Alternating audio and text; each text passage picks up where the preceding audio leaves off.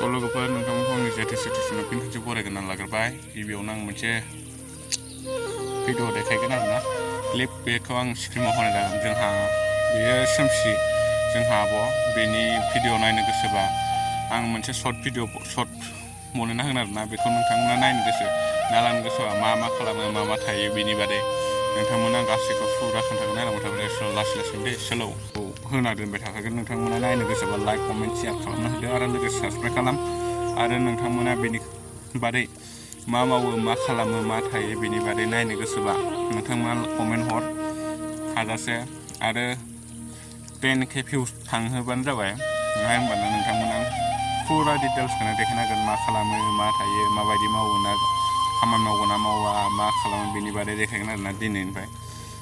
नोंथांमोना 10K views खालामदो ओमफ्राय नोंथांमोना आङो बेनि बादै भिडिअ लाना फैगोन ब्लग।